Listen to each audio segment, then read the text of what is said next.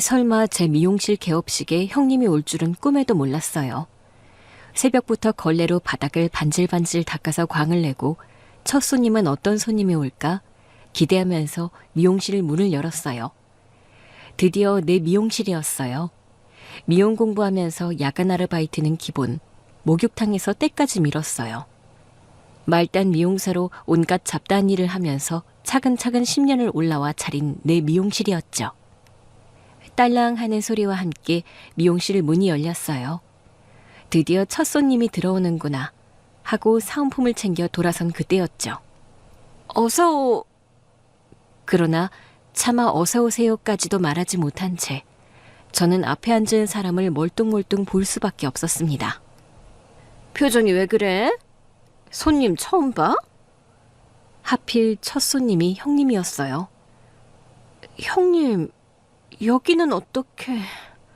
어떻게는 무슨? 그러면 내가 아나? 근데 생각보다 좀 작네. 다른 직원도 없고 혼자 머리하고 감기고 청소까지 하려면 좀 힘들겠다. 아, 처음이라 인건비 아끼려고요. 일단 대꾸는 하는데 뭘 어떻게 해야 할지 하나도 모르겠더라고요. 그러자 형님이 팔짱을 끼고 말했어요. 아니, 손님이 왔는데 음료 뭐 드시겠냐, 머리 어떻게 하실 거냐, 안 물어? 아, 평소 형님은 저를 대놓고 무시했어요. 제가 고졸의 고아 출신이라는 게 가장 큰 이유였죠. 형님의 태도는 사실상 시댁이 저를 대하는 태도였어요. 사실 세상 모든 사람이 고아인 저를 만만하게 봤죠. 그러나 제가 미용을 시작하게 된 건 고아원에서 있었던 그 사건 때문이었어요. 고아원에 저보다 2살 어린 여자 동생이 있었어요. 저도 초등학생, 그 아이도 초등학생이었는데 어느 날 그 애가 허리까지 닿았던 머리카락을 이상한 모양으로 잘린 채 고아원으로 돌아왔어요. 고아원이 발칵 뒤집혔죠. 아니, 누가 이런 짓을 했어? 어? 그 아이에게 아무리 물어도 그 아이는 대답하지 않았어요. 고아원 선생님들은 누군가 괴롭힌 게 분명하다고 했지만 알아낼 방법이 없었죠. 그날 밤 그 애가 고아원 놀이터에 혼자 숨어 있더라고요. 저는 손에 가위를 든 채 그 아이에게 다가갔어요. 뭐해? 역시나 대답이 없더라고요. 나 가위 가져왔는데. 그러나 제가 들고 온 가위를 보자 흠칫 놀라는 눈치였어요. 갖다 판다고 했어. 누가? 엄마가. 순간 너무 놀랐어요. 그게 무슨 소리야? 엄마라니. 알고 보니 그의 친엄마가 학교로 찾아와 머리카락을 잘라갔던 거더라고요. 엄마가 돈이 없다고 머리카락 좀 내놓으라고 했다는 거 있죠. 엄마랑 연락하고 있었어? 응. 너는 안 데리고 간대? 응. 그러면서 그 애가 울어버리더라고요. 저는 삐죽삐죽 잘린 그의 머리카락을 정성껏 다듬어줬어요. 지금 생각해도 어이가 없어요. 버린 딸을 찾아와 팔 머리카락을 내놓으라고 한 것도 모자라 미용실 갈 돈도 아까워서 그냥 가위로 숭덩 잘라버린 거잖아요. 그 애가 얼마나 놀랐을까 생각하면서 한 가닥 한 가닥 정성껏 다듬어 줬더니 그 애가 거울 속 자신을 보고 비로소 웃더라고요. 하, 예쁘다. 그러게, 너 단발머리 엄청 잘 어울린다. 그때부터였어요. 누군가의 머리카락을 만져주는 일이 큰 위로가 될 수 있다는 걸 알았어요. 저부터가 위로가 필요한 인생이었다 보니 누군가를 위로한다는 게 큰 기쁨이었어요. 남편과 만난 것도 미용실에서였어요. 막내를 막 지나서 보조를 하고 있을 때였는데 남편이 그 미용실로 머리를 하러 왔어요. 처음에는 좀 어색했는데 한 달에 한 번, 빠르게는 2주에 한 번도 오길래 점점 더 친하게 인사를 나누게 됐어요. 그러다 밖에서 보자는 제안을 받았죠. 처음에는 이래도 되나 싶어 거절했는데 그 사람이 계속해서 부담스럽지 않게 다가오더라고요. 그래서 저에게 미용은 홀로 서야 하는 인생의 목표였고 내 가족을 만나게 해준 고마운 일이었어요. 그 일이 시댁에서는 천대받는 일이 될 줄은 몰랐지만요.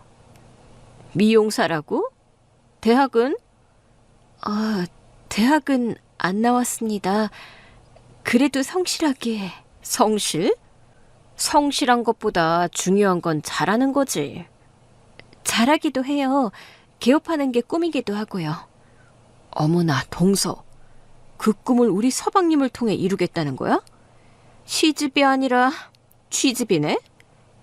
형님의 한마디에 시댁 분위기는 더 싸늘해졌어요. 아니요. 저 그동안 성실하게 일도 했고 돈도 모아서. 기가 차서 진짜.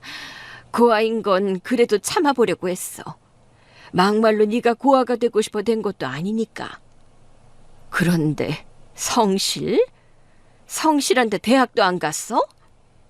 결국 시어머니까지 성실하게 살아온 제 시간을 무시하기 시작하셨어요. 시댁에서 저는 대학에 가지 않았다는 이유로 성실하지 않은 사람이 됐고 결국 남편이 화를 냈어요. 이 사람이랑 살 사람은 저예요. 어머, 서방님. 고아에 고졸에 미용사라니. 저런 애들은 길에도 널렸어요. 남편의 손에 이끌려 시댁을 나오는데 왈칵 눈물이 나더라고요. 미안해. 내가 이것밖에 안 돼서. 넌 나한테 완벽한 여자야. 말도 안 돼. 내가 그랬잖아. 반대하실 거라고. 내가 미리 말한다니까. 내가 고아의 고졸인 거? 자기가 말하기 힘들 거 아니야. 내가 말하고 싶었어. 시댁의 반대는 우리 사이를 더 견고하게 만들었어요. 남편은 시댁이 반대하든 말든 결혼식을 강행했고 결국 시댁 식구들도 결혼식에 모두 참석했어요. 비어있는 제 혼주석을 보는 시선이 아주 매서우셨지만 그럼에도 결혼하게 됐죠. 그러나 결혼은 정말 현실이더군요. 형님의 시어머니까지 저를 무시하는데 시댁에 가는 게 두려울 정도였어요. 대학원 출신의 브랜드숍 오너인 형님은 늘 명품을 두르고 다녔어요. 그에 비해 저는 늘 저렴하고 편안한 시장통 옷을 선호했죠. 좋은 옷을 사봤자 늘 미용약품이 묻고 해서 오래 입을 수 없었거든요. 형님은 그런 저를 번번이 비웃었어요. 그것도 시장에서 샀나 봐? 네. 시장 옷이 저렴하기도 하고 계속 사 입어야 해서요. 시장통 옷 같네. 그래도 어디 갈 때는 비싼 옷도 입어야 하지 않아? 갈 일이 별로 없어서요. 그래도 이제 유부녀인데 집안 행사도 종종 있을 거고. 사실 남편이 사준 비싼 옷들이 없는 건 아니었어요. 그러나 어떤 말을 해도 결국 비웃음만 살 것 같아서 그냥 입을 다물곤 했어요. 집에 와서 남편에게 말하면 남편이 웃더라고요. 부러워서 그래. 누가? 형님이 나를? 자기는 시장에서 산 티셔츠에 청바지만 입어도 예쁘니까. 참, 그건 당신 생각이고. 길 가다가 다 물어봐. 내가 미용실에서 당신 왜 첫눈에 반했는데? 왜 반했는데? 청바지 입은 핏이 너무 예뻐서. 뭐? 몸매에 반했어?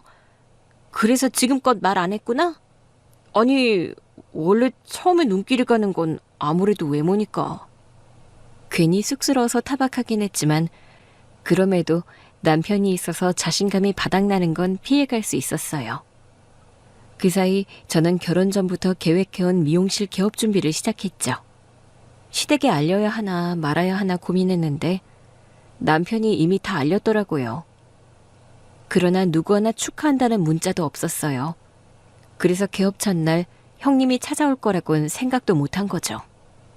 여기 앉으면 돼?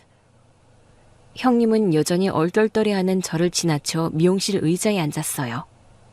우리 VIP 매장 다음 주에 리오프닝이거든? 그러면서 메뉴판을 보더니 말했어요. 우아하게 프리미엄 컬링으로 하자. 가장 비싼 거 저기는 30만 원짜리. 네. 고맙지? 그래도 첫 손님인데 가장 비싼 걸로 해줘야지. 뭐 내가 가는 청담동 헤어샵에 비하면 비싼 것도 아니지만. 그래도 개업 축하로 가장 비싼 머리를 하겠다고 하니 마음이 조금은 풀어지더라고요. 그 사이 이전 미용실 단골들도 하나둘씩 오기 시작했어요. 어머, 선생님 오셨어요? 제가 혼자 해야 해서 시간이 좀 걸리는데 괜찮으세요? 괜찮아, 천천히 해. 미용실 너무 좋다. 근데 혼자 할 거면 예약제로 운영해도 되겠는데? 손님 많아지면 그렇게 할까도 생각하고 있어요. 근데 지금은 어떻게 될지 몰라서요. 잘 될 거야. 자기가 하는데 어떻게 잘 안 돼? 제가 단골과 나누는 대화를 들으면서도 형님은 자꾸 코웃음을 쳤어요. 꼭 가소롭다는 듯한 표정이었죠. 그 사이 새로운 손님들도 하나둘씩 오면서 미용실이 북적북적해지기 시작했어요. 마침 형님 머리도 완성이 됐죠. 형님, 어떠세요? 제가 보기엔 잘 어울리시는 것 같은데. 거울을 본 형님이 살짝 놀란 눈치더라고요. 그러나 형님은 지갑을 열더니 5만 원짜리 한 장을 내밀며 말했어요. 내가 첫 손님이니까 나머지는 동서가 싸. 첫 손님이 잘 들어온 덕에 벌써 손님이 줄을 서서 기다리고 있잖아. 그러니 동서가 쏘는 게 맞지. 그래서 5만 원을 내시겠다고요? 아랫사람인 동서가 해야지. 고졸이라 상황 파악이 안 돼? 그 말은 오히려 제가 하고 싶더라고요. 그러나 다른 손님도 있었기 때문에 꾹 참고 5만 원을 받았어요. 다음 손님 오실게요. 저는 불쾌한 심정을 감추기 위해 무척 애를 쓰고 있었어요. 다음 손님 머리를 만지고 있는데 형님이 거울을 보면서 통화를 하더라고요. 네, 어머니. 동서 미용실 왔어요. 저 같은 VIP 손님이 첫 손님으로 와줘야 미용실도 잘 되는 거 아니겠어요? 가장 비싼 걸로 했어요. 제가 와주는 것만으로도 감지덕지일 텐데 가장 비싼 걸로 해야죠. 그럼요. 제가 뭐 돈 없는 사람도 아니고 고아한테 이 정도도 못 쏘겠어요? 길 가는 거지한테로 적선하는 마당에. 순간 고아라는 단어에 속이 뒤집혔던 것 같아요. 저는 바로 옆에 있던 바리깡을 집어들었어요. 그리고 손님께 양해를 구하고 형님에게 다가갔죠. 마침 형님이 전화를 끊더라고요. 형님, 머리 좀 더 다듬어야 할 것 같아요. 뭐? 다 끝난 거 아니었어?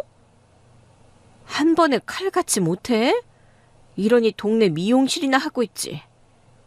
머리 마음에 드신 거 아니었어요? 마음에 들기는 무슨, 그냥 딱 동네 수준이네. 그래요? 그래. 아무래도 머리를 다시 해야 할 것 같아. 나 자주 가는 청담동에서. 그러면 거기서 머리 다듬으시겠어요? 그래도 내가 쓴 돈이 있는데 여기서 마무리해야지. 동서는 그 정도 프로의식도 없어? 하긴 저도 프로인데 마음에 안 드신다는 머리를 그냥 둘 순 없죠. 그러면서 바로 바리깡을 켰죠. 그리고 그대로 형님의 정수리에 일자로 고속도로를 내줬습니다. 순간 형님이 비명을 지르더라고요. 동서, 지금 뭐 하는 거야? 아직 다 안 됐어요. 손 치우세요. 다쳐요. 저는 이어서 바로 옆 라인까지 바리깡으로 밀어버렸고 흡사 황비용처럼 가운데 머리가 비어버린 형님은 용수철이 튀어오르듯 자리를 박차고 일어났어요. 동서, 미쳤어? 진짜 미친 거냐고! 미용실 안 손님들이 전부 저랑 형님을 봤어요. 왜요? 마음에 안 드신다면서요. 저도 그 머리를 그냥 두고 볼 순 없어서 해결책을 찾은 건데. 야, 너 진짜 돌았어? 너 진짜 내 머리 이렇게 밀어놓은 거야? 아직 다 안 밀었는데? 야! 청담동 어디서 머리를 하셨는지는 몰라도 머리가 너무 상했어요. 잘라내는 것 외에는 되돌릴 방법이 없어 보여서 최선의 처치를 한 건데 뭐가 마음에 안 드시나 봐요? 얘가 진짜 돌았나? 이 꼴을 만들어 놓고 뭐가 마음에 안 드냐고? 너 진짜 미쳤니? 형님, 손님들이 많이 놀라셨어요. 네가 날 이 꼴로 만들었으니 놀란 거지. 내가 가만둘 것 같아? 고소할 거야. 마음대로 하세요. 저도 이렇게는 안 넘어갈 거니까요. 뭐? 그렇잖아요. 떡하니 와서는 30만 원짜리 가장 비싼 머리 해달라고 하고는 5만 원만 내셨죠. 제가 고졸이라 눈치가 없다면서 제가 손아래 동서니까 눈치껏 나머지는 내라면서요. 지금 저한테 갑질하신 거세요. 아세요? 그래, 갑질 좀 했다. 내가 니까지 거한테 갑질도 못하냐? 고소할 거면 하시라고요. 저도 돈 떼인 거, 모욕당한 거 전부 고소할게요. 돈은 그렇다고 쳐. 근데 모욕? 네가 고졸인 게 내 탓이야? 그건 모욕이 아니라 사실이지. 제가 고졸인 건 사실이지만 그 사실을 가지고 비아냥거리는 건 모욕 맞아요.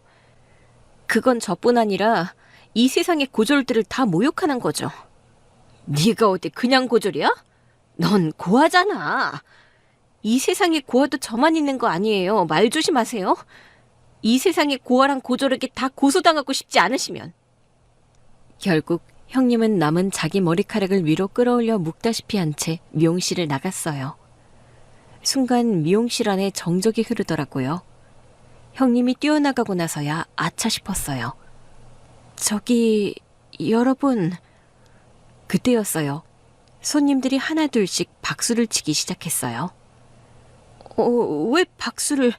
제가 박수 받을 만한 일을 한 건 아니잖아요. 잘했어. 아니, 고아의 고졸이라고 무시당해야 하는 건 아니잖아. 우리 김 원장이 실력이 얼마나 좋은데. 30만 원짜리 머리에 넣고 5만 원 내는 심보는 또 뭐고요? 갑질 신고 꼭 하세요. 우리 김 원장님 얼마나 앙금이 많이 쌓였으면. 잘했어요. 만약에 저쪽에서 고소해서 증인 필요하다고 하면 연락해요. 내가 얼마든지 증인해 줄 테니까. 저는 손님들께 허리를 숙여 사죄했어요. 정말 죄송합니다. 결혼할 때부터 저를 계속 무시하시던 형님인데 개업한다는 소식에도 축하 인사 한 번 없더니 갑자기 찾아왔어요. 최선을 다해 머리도 해드렸는데 30만 원짜리 해놓고 5만 원 내는 것도 모자라 고아의 고졸이라고 또 무시를 하시길래 그만. 제가 과했습니다. 더더구나 손님들 앞에는 그러면 안 되는 건데요. 이런 모습 보여드려서 정말 죄송합니다. 가족 문제에 나도 신경 안 써요. 나도 집에서는 남편 머리를 바리깡으로 박박 밀어버리고 싶을 때가 한두 번 아니라고. 그래요. 우리 신경 쓰지 말아요. 그래도 저 형님 2번 다시 원장님 미용실에는 못 오겠다. 바리깡으로 머리 밀릴까 봐. 모두가 박장대소를 했고 손님들의 이해 덕분에 남은 분들의 머리도 안심하고 정성껏 해드렸어요. 문제는 그날 밤이었죠. 시댁에서 불호령이 떨어진 겁니다. 너 당장 내 집으로 와라. 어머니, 저 미용실 아직 문 안 닫았는데요. 그깟 미용실이 문제니? 당장 못 뛰어와? 형님 때문에 그러세요? 묻긴 뭘 물어? 시어머니가 제 가게 따위는 안중에도 없으셨기에 일단 가게 문을 닫고 시댁에 가기로 했어요. 수습은 해야 하잖아요. 시댁에 도착하자마자 저는 걸레반 물세례를 받았어요. 다름 아닌 형님이었죠. 당장 화를 내고 싶었지만 밀린 머리를 가리느라 모자를 쓰고 있는 형님을 보니 화가 좀 가라앉더라고요. 이제 화가 좀 풀리세요? 내가 이 정도로 풀릴 것 같아? 참 형님답네요. 그냥 물도 아니고 굳이 걸레반 물이라니. 저는 얼굴에 묻은 먼지를 대충 털어내며 말했어요. 넌 걸레반 물도 아까워. 내가 음식물 쓰레기를 퍼보려고 했는데 어머니가 음식물 처리기에 이미 다 넣으셨다고 해서 참는 거야. 아, 참 고맙네요. 그때였어요. 시어머니께서 제 얼굴에 축축한 걸레를 집어던지시더라고요. 그 걸레반 물이니? 그걸로 닦으면 되겠네. 내 집 더럽히지 말고 물기 하나 없이 깨끗하게 닦고 와라. 제 얼굴에 맞고 바닥으로 떨어지는 시커먼 걸레를 보는데 울컥 눈물이 나려고 했어요. 그러나 꾹 참고 물을 뚝뚝 흘리며 시댁 소파로 가서 앉았습니다. 그 모습을 본 시어머니께서 버럭 화를 내시더라고요. 야, 너 지금 뭐 하는 거야? 내가 걸레밥 물 다 닦고 오라고 했지?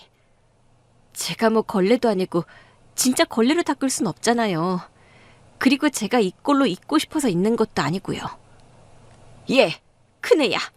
얼른 가서 수건 갖다 줘. 형님이 마지못해 수건을 갖다 던지더라고요. 하여튼 밉상이야. 그러니까 누가 걸레밥물을 끼얹으래요?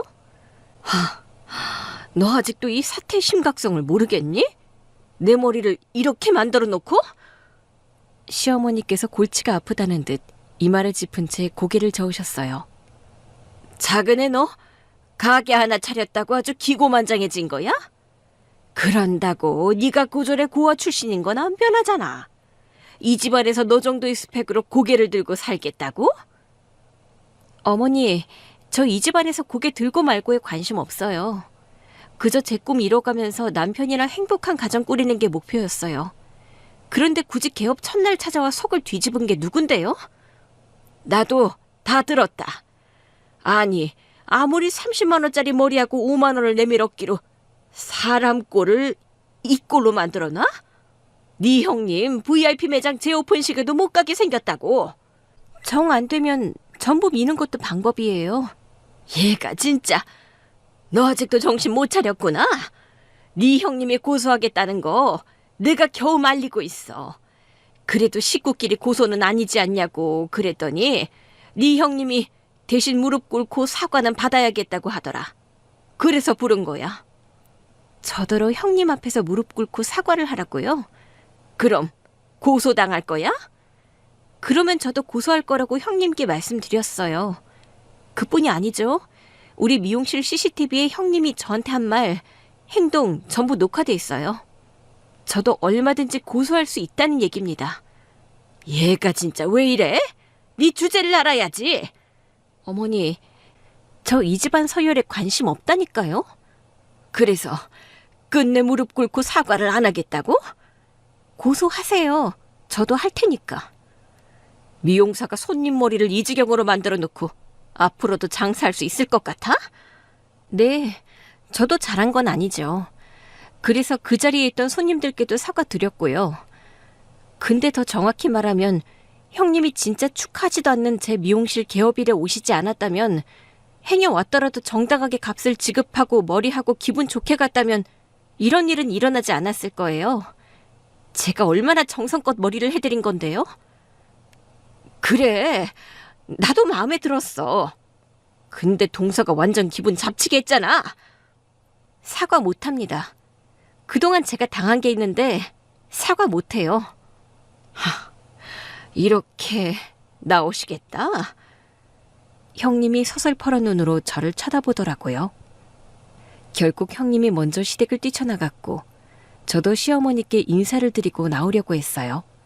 그런데 시어머니께서 저를 잡으시더라고요. 그러지 말고 사과해. 싫어요. 너 그러다 진짜 미용실 문 닫는다? 막말로 네가 내세울 게 뭐가 있니? 그 미용실 하나라도 건사하고 있어야 면이 서지. 면 서려고 하는 거 아닙니다. 제가 좋아하는 일이라 하는 거예요. 갑자기 시어머니께서 지갑을 가져오시더니 25만 원을 꺼내서 주시더라고요. 이렇게 주면 되겠니? 정말 제가 돈 때문에 이런다고 생각하세요? 그럼 너 같은 비렁뱅이가 돈 아니면 왜 이러겠어? 네 형님이 돈 5만 원 내고 머리 했다고 이러는 거잖아. 아무튼 30만 원짜리 머리하고 5만 원 낸 네 형님도 우스운 짓 한 건 맞지만 솔직히 말해 네 미용실 수준에서 한 머리면 5만 원도 많은 거 아니니? 저는 시어머니가 내민 25만 원을 정중하게 거절했습니다. 더 이상 가족 간의 얼굴 붉히고 싶지 않네요. 이 돈은 안 받겠습니다. 이 돈이면 네 미용실 하루 매출은 될 거 아니야. 준다고 할 때 자존심 부리지 말고 그냥 받아. 어머니, 오늘 제 미용실 매출이 이거의 10배는 돼요. 뭐?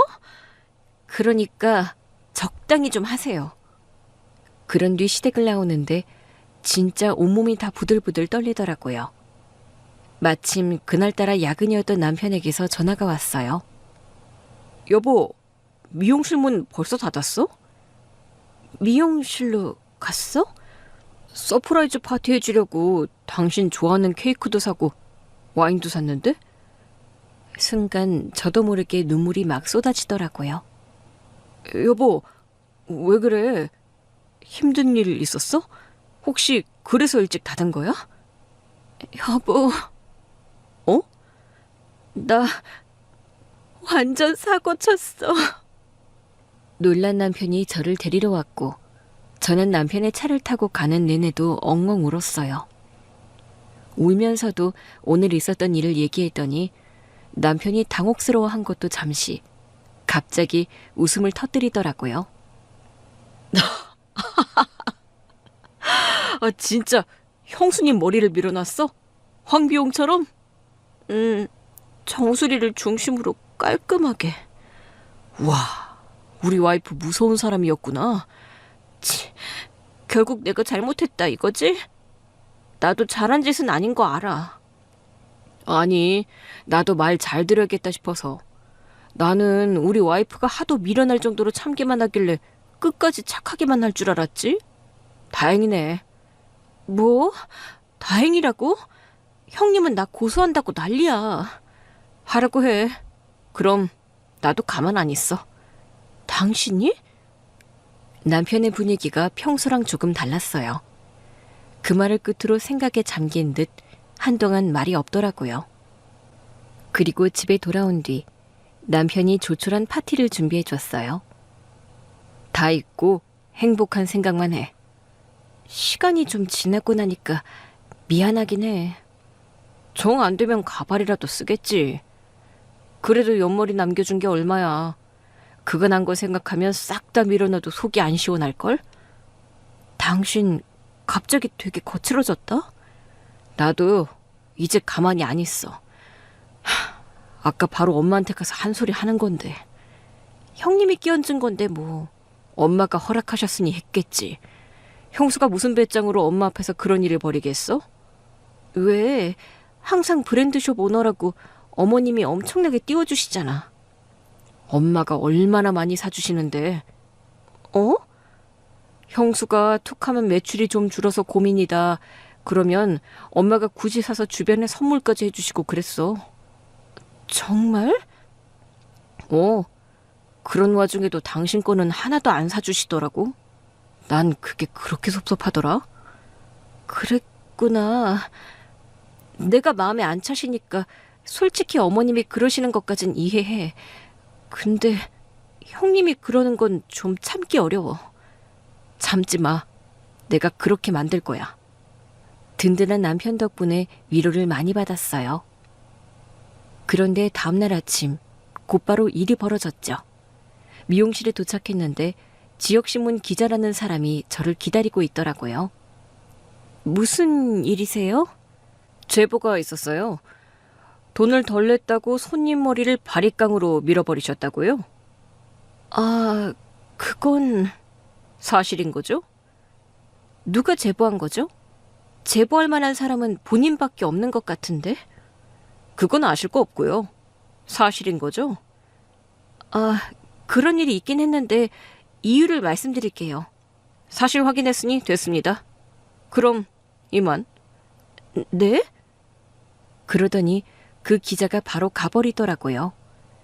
그리고 그날 오후 바로 기사가 터졌더라고요. 미용실에 왔던 손님들까지 어떻게 한 건지 기사를 보고는 그냥 나가버렸어요. 손님, 왜 그냥 가세요? 여기서 머리하고 불평했다가 나도 바리깡으로 머리 밀릴까 봐요. 손님, 절대 그럴 일 없습니다. 원장님, 분노 조절 장애가 있으신가 보다. 장사하려면 그것부터 치료하세요. 손님들은 우후죽순으로 가게를 빠져나갔고 순식간에 가게 안이 텅 비어버렸어요. 그날 밤까지 기다려봤지만 손님은 오지 않았어요. 그리고 종일 고요했던 미용실 문을 열고 들어온 사람은 바로 남편이었죠. 여보, 괜찮아? 여보, 기사 봤지? 그래서 이러고 있는 거야? 기사 난 뒤로 손님이 한 명도 없어. 제보가 있었다는데 형님이겠지? 안 봐도 비디오지 뭐. 그러면 내가 뒤늦은 매출을 좀 올려줄까? 저 머리 다듬어야 하는데요. 당신 주머니가 내 주머니잖아. 그래도 우리 마누라 기 살려줘야지. 내가 당신 만난 뒤로 머리는 늘 당신한테 맡기잖아. 나는 괴로운데 당신은 왜 이렇게 멀쩡해? 매상 올려준다고 해도 이러네? 그냥 당신이 너무 태연해서. 나 이러다 가게 망하면 어떡해? 오해는 결국 풀리게 돼 있어. 시간이 좀 걸릴 순 있겠지만 내가 우리 회사 사람들한테 당신 미용실 소개할게. 그 정도로 될까? 분명 고소도 할 텐데. 그건 내가 해결해 볼게. 고소 못하게? 그게 돼? 당신은 걱정할 거 없어. 그리고 주말에 우리 집 좀 가자. 당신 본가? 날 안 반기실 텐데? 내가 할 말 있어서 가는 거야. 남편은 계속해서 알 수 없는 이야기를 했고 그 후로도 며칠간 가기는 조용했어요. 그리고 그 주 주말 저는 남편과 함께 시댁에 갔어요. 계속 망설였는데 남편이 자꾸 같이 가야 한다고 하더라고요. 여보, 나는 그냥 집에 있으면 안 돼? 이번에는 같이 가는 게 좋겠어. 이번에야말로 같이 안 가는 게 좋은 거 아니야? 그러나 남편은 제 말에도 아랑곳하지 않고 계속해서 시댁을 향해 갔어요. 시댁에 도착했을 때 형님이 매서운 눈으로 저를 째려봤어요. 어머니, 여기 감히 누가 왔는지 좀 보세요. 시어머니도 저를 보시더니 어이없어 하시더라고요. 너 이제 네 형님도 모자라 나까지 무시하니? 두 분 다 무시한 적 없어요. 그게 아니면 내가 오지 말라고 문자했을 텐데? 네, 근데 남편이 같이 오자고 해서요. 넌 돌아가. 난 내 아들만 볼 거다. 들었지? 당장 돌아가. 밑에 남은 머리를 위로 묶은 형님의 모습이 짠하긴 하더라고요. 그러나 남편은 제 손을 잡고 거실로 들어갔어요. 다들 앉아보세요. 제가 할 말이 있어서 아내더러 같이 가지고 간 겁니다. 아들, 나는 이제 쟤를 볼 이유가 없어. 제가 네 형수한테 한 짓을 생각해야지. 어머니랑 형수님이 한 일은 생각 안 하시고요? 아들, 너 이럴 거면 너도 당분간 오지 마. 우리 속 뒤집으려고 왔니? 속이 뒤집힐 분이 있긴 하죠. 남편이 가방에서 노트북을 꺼내더니 모니터를 식구들 쪽으로 돌려놓더라고요. 지금부터 형수님의 정체를 밝히겠습니다. 그 말에 시댁 식구들이 하나둘씩 모여들었어요. 그게 무슨 소리냐? 네 형수가 정체가 따로 있기라도 하다는 거야? 자, 형수님은 일단 명품을 팔고 있지 않습니다. 이 자료를 통해 확인하실 수 있을 거예요. 그게 무슨 소리야? 내가 네 형수한테 산 명품 값이 얼만데? 아무래도 짝퉁을 사신 것 같아요. 이게 형수님이 실제로 운영 중인 온라인 쇼핑몰이거든요. 여기 적힌 거 보이시죠? 진짜보다 더 완벽한 제품이라고 적힌 거. 저도 처음 알게 된 사실이라 놀라서 형님을 봤는데 형님이 저를 찌려보고 있었어요. 동서짓이야? 네? 어머니, 믿지 마세요. 동서가 가짜 온라인 사이트까지 만들어서 저를 모함하는 것 같아요. 뭐야? 둘째 너 정말이니? 너 아직도 네 형님한테 원한이 있는 거야? 제가 미용실 일로 고발하려고 하니까 겁주는 거예요. 내가 진짜 치사하고 더러워서. 그래, 내가 고소 안 할 테니까 이런 못된 짓은 그만둬. 저는 어이가 없었습니다. 저 이 자료 처음 봐요. 우리 남편이 잘못 찾았을 리가 없는데? 당연하지. 진짜야. 형수님, 만약 제 말이 거짓이라면 진짜 매장 주소, 사진 공개하세요. 아주버니도 벙찐 얼굴로 상황을 지켜보고 계셨어요. 당신 브랜드숍 운영한다고 나한테 빌려간 돈도 있잖아. 아, 그건 매장 상황이 좀 안 좋을 때 빌려간 거지. 아니, 그게 아니라 그 매장에 애초에 없었던 거냐고. 이 온라인 쇼핑몰은 명품이랑은 전혀 상관이 없어 보이는데? 맞아, 형. 우리 다 속은 것 같아. 서방님, 그렇게 섭섭하게 말씀하시면 안 되죠. 속이다니요? 저 매장 있어요. 그럼 지금 다 같이 구경 한번 갈까요? 사실 저는 내내 이상했거든요. 형수님이 브랜드숍 오너라는데 가족들을 한 번도 초대한 적도 없으시고 또 VIP 매장 오픈한다고 아내 미용실로 머리도 하러 오셨다던데 그 매장은 오픈하신 거예요? 오픈하려고 했죠. 근데 동서가 머리를 이렇게 만들어 놓는 바람에 연기됐어요. 네? 형수님 머리 모양 때문에 일반 매장도 아니고 VIP 매장 오픈이 연기됐다고요? 그래서 제가 손해가 이만저만이 아니라고요. 이게 다 동서 때문이잖아요. 막말로 머리는 모자를 쓰시거나 가발을 쓰셔도 되는 거잖아요. 네? 아니, 그런 생각은 못 해봤네요. 지금이라도 형수님이 운영하는 브랜드숍 좀 가보죠. 아니, 이 늦은 시간에요? 매장 문도 이미 닫았는데. 주말에 문을 닫는다고요? 주말에는 다들 쉬지 않아요? 브랜드숍 매장이요? 순간 형님은 얼어붙은 듯 말이 없었고 남편은 계속해서 자료를 공개하며 형님을 압박했어요. 이 온라인 매장 소유자 이름이 여기 나와 있네요. 모두가 아시다시피 형수님 성함이고요. 아, 우리 서방님 이거 보고 이러시는 거구나. 서방님, 동서, 이거 찾느라 참 애썼겠어요. 근데 세상에 동명이인이 한두 명이에요? 형님이 호기롭게 그는 와중에도 남편이 뭔가를 검색하더니 온라인 쇼핑몰 사진 하나를 보여줬어요. 자, 이 가방 든 손 형수님 손 맞죠? 예? 반지도 똑같고 심지어 지금 하고 계신 네일아트 색깔까지 똑같네요? 형님은 황급히 자기 손을 뒤로 감췄어요. 아니, 다들 왜 이러실까? 그거 내 손 아니에요. 당신 손 맞는 것 같은데? 지금 손이랑 똑같잖아. 이건 언제 올라온 거야? 신상품이라면서 가장 최근에 올라온 사진이야? 당신 어떻게 된 거야? 결혼 전부터 브랜드숍 사장이라고 했잖아. 여보, 이거 다 음모야. 나를 궁지에 몰아넣으려는 동서랑 서방님 작품이라고. 여보, 그렇게 우기지만 말고 증거를 보여줘봐. 그래야 우리도 믿지. 증거? 그래, 증거. 당신 매장 어디야? 지금 가보자고. 아니, 매장은 지금... 당신이 매장 주인이잖아. 열고 들어갈 수 있는 거 아니야? 아, 열쇠를 매니저가 갖고 있어. 열쇠가 있다고? 요즘은 번호키나 지문으로 하지 않나? 어?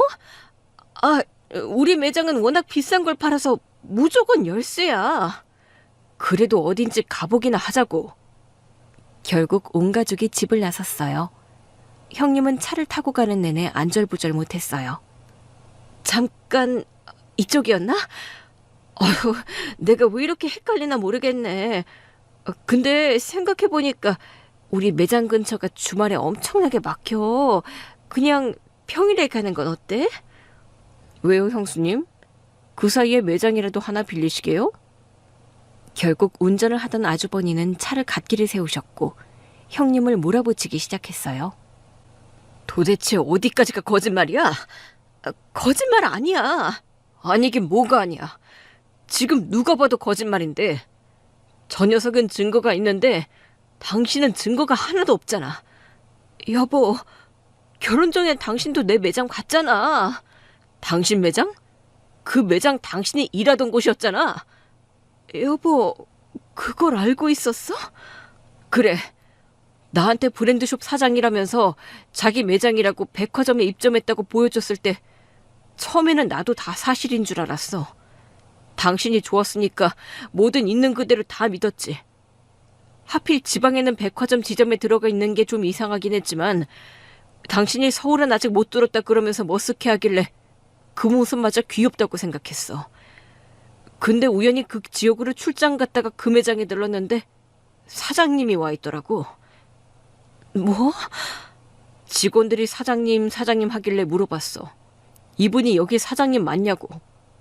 직원들도 날 알아본 건지 살짝 당황하더라고. 결국 실토하더군. 당신이 전에 이 매장에서 일했었는데 한 번만 부탁한다고 해서 자기들이 사장님이라고 불러줬다고. 난 그것도 모르고 당신이 매장에 대해 너무 잘 알길래 진짜 사장인 줄 알았지. 그걸 알았는데 왜 말 안 했어? 그래서 내가 당신한테 서울에 매장 차리려면 얼마나 드냐고 물었던 거 기억나? 그래서 차려줬잖아.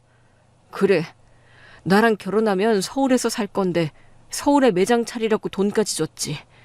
근데도 또 거짓말이었다고?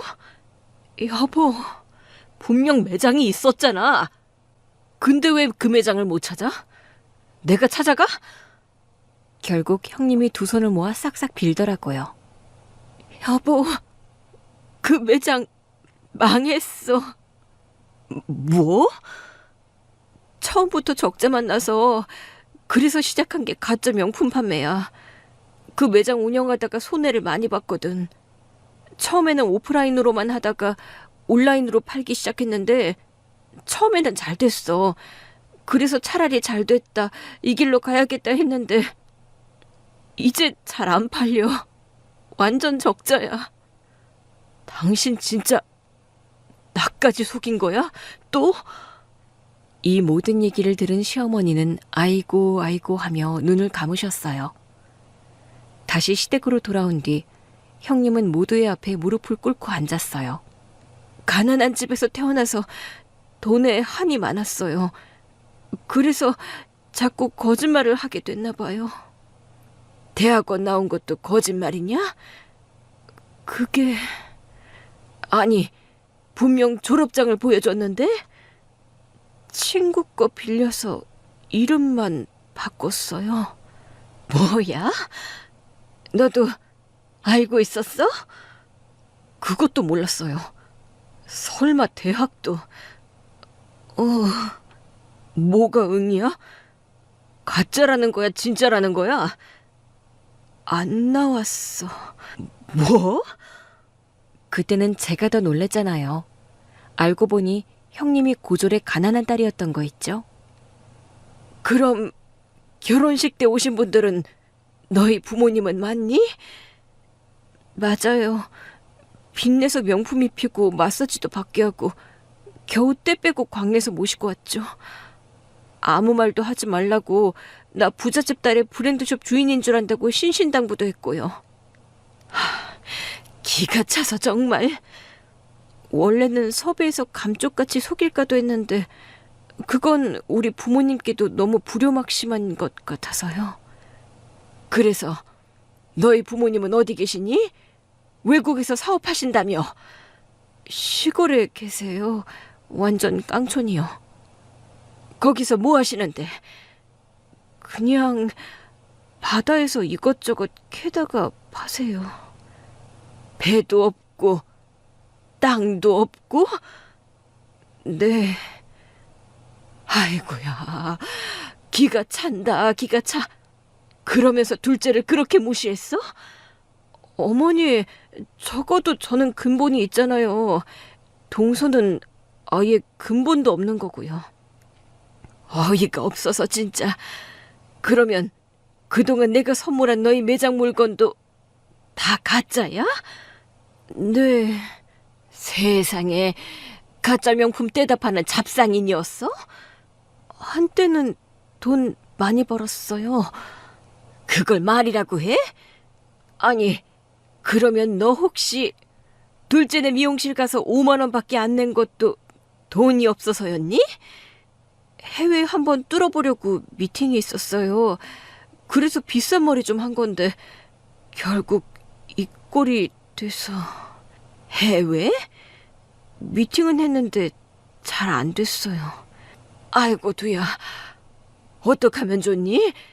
귀한 손님들한테 가짜 명품을 줬으니. 잘 모를 거예요. 진짜 감쪽 같거든요. 뭐가 어쩌고 어째? 그래놓고 둘째네 가게 가서 이 난리를 쳐? 제가 다 잘못했습니다. 동서, 고소 안 할게. 그러니까 동서도 나 고소 안 하면 안 돼? 혹시 지역신문에 제보한 것도 형님이에요? 내가 그 기사도 내려달라고 할게. 내리면 뭐해요? 이미 소문은 다 났는데.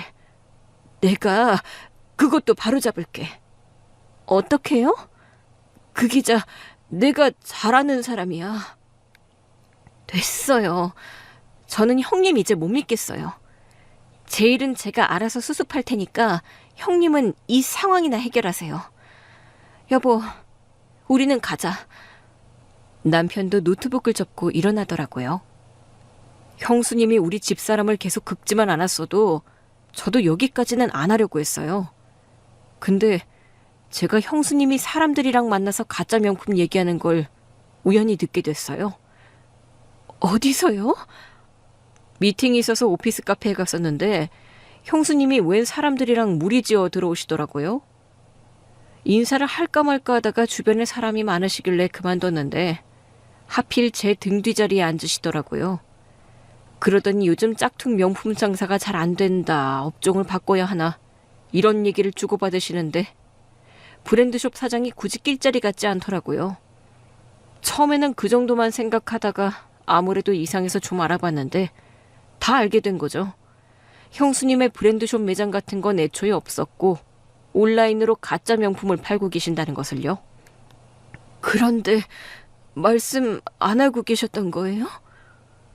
비록 형과 연관된 일이긴 해도 굳이 제가 끼어서 진실을 밝히고 말고 할 일이 아니라고 생각했어요. 제가 제 아내를 가족들의 의견과 별개로 맞은 것처럼 형의 아내니까요. 어쩌면 형은 알고 있을 수도 있다고 생각했는데 아니었네요. 적어도 제 아내는 자신의 치부를 숨긴 적은 없거든요. 그런 점에선 더 당당하고 멋진 사람 같아요.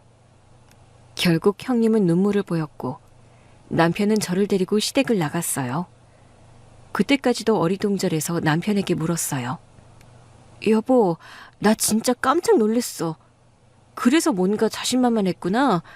형님이 나 고소하는 거 못하겠다고 한 것도 그렇고. 감히 누가 누굴 고소해? 고소당해야 하는 사람이. 형도 저렇게 아무것도 몰랐다니. 처음에는 사랑해서 눈까지 감아준 것 같은데 어떻게 저렇게 끝까지 모르쇠로 일관할 수 있냐고. 우리 형이 불쌍해. 그러니까 많이 놀라신 것 같아. 놀랐겠지. 형수님을 얼마나 사랑했는데.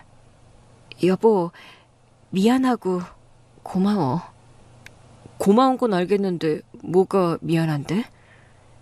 나 때문에 당신이 힘든 결정을 한 것 같아서. 당신을 위해선 얼마든지 힘들 수 있지. 그리고 사실 가족들도 다 알아야 한다고 생각은 했어. 그래야 당신을 더 무시 못할 테니까. 저는 저를 위해 모든 진실을 폭로한 남편의 손을 꼭 잡았어요. 그리고 얼마 후 제 단골들을 중심으로 그날 형님이 우리 가게에서 벌인 일들이 퍼지기 시작했어요. 단골들이 뒤늦게 알았다면서 적극적으로 SNS에 진실을 알려준 거죠. 심지어는 영상을 찍은 분도 있었더라고요.